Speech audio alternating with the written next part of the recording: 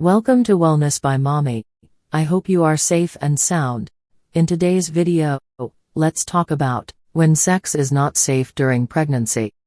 Watch this video till the end to understand better some specific situations when sexual intercourse or orgasm may be risky during pregnancy. Your doctor may recommend not having sex if 1. You are experiencing unusual bleeding. Spotting during pregnancy can be normal, and some light spotting after sex can also be normal. This can occur from the cervix getting hit during deep thrusting. However, bleeding during pregnancy may be a worrisome sign. In early pregnancy, bleeding could signal the start of a miscarriage. Your doctor may recommend abstaining from sexual intercourse for a short period of time. 2. The placenta has grown over the wrong area of the uterine wall. Known as placenta previa, this is when the placenta attaches itself low on the uterine wall and fully or partially covers the cervix. Sex may be risky in this situation. 3. You have been diagnosed with incompetent cervix. This is when the cervix doesn't remain strong and closed, as it should. The pressure of the baby's head pressing on the cervix causes it to open prematurely, sometimes leading to second trimester pregnancy loss. A surgical procedure known as cerclage may be done to hold the cervix closed. Most doctors suggest no sex or very limited sex. 4. Your water has broken. Sexual intercourse after your water breaks may increase your risk of infection. This can complicate birth and even be dangerous. 5. You're expecting triplets, or a high-order pregnancy. When the uterus is stretched beyond normal expectations, like with triplets, orgasm may increase the risk of preterm labor. 7. You're at high risk for preterm labor for other reasons. Just because you've had a preterm birth in the past doesn't mean you will have another, and doesn't mean you should abstain from sex. However, there are some situations where some sexual limitations may be wise. Another concern about sex during pregnancy is the introduction of bacteria. Some bacterial infections can increase the risk of preterm labor, and sexual intercourse does introduce bacteria to the reproductive system. Bacterial vaginosis is a condition that can in certain situations increase the risk of preterm labor.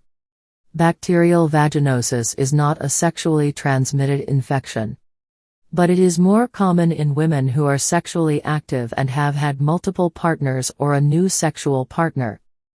During pregnancy, exposure to chlamydia, which is a sexually transmitted infection, can increase the risk of preterm delivery. This is especially true if the infection is not treated. Intercourse itself is not a cause of preterm labor.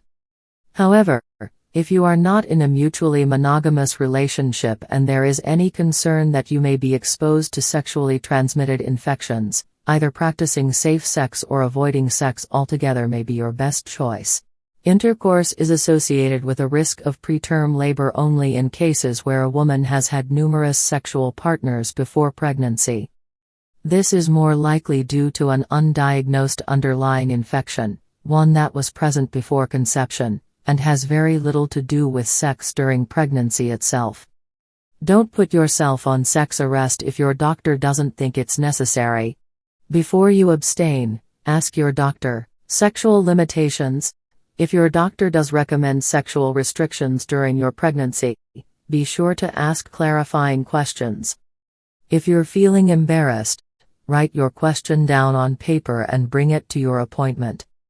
That may be slightly easier than asking out loud. Also, find out how long restrictions apply. For example, if you experience bleeding early in pregnancy, your doctor likely doesn't intend for you to abstain from sex for the rest of your pregnancy. The restrictions may only extend until you stop bleeding, or until some other specific time marker. Alternatives to intercourse. If vaginal intercourse isn't allowed, find out about other forms of intercourse and sexual activity.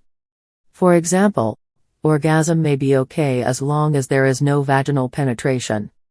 If limitations are recommended, remember that you can explore non-sexual touch like cuddling, hugging, massage, gentle kissing, and light caressing. Don't be afraid to ask questions about sex during pregnancy. Your healthcare providers are there to help. Sexual needs are as important as any other essential needs of the body and mind. I hope you find this helpful. Please subscribe for more interesting, evidence-based, educative and informative videos. Like and share this video. Turn on your notification icon so you can be notified when next I drop a new video. I desire for you good health and long life. See you in my next video. Till then, stay safe and remain healthy. Peace.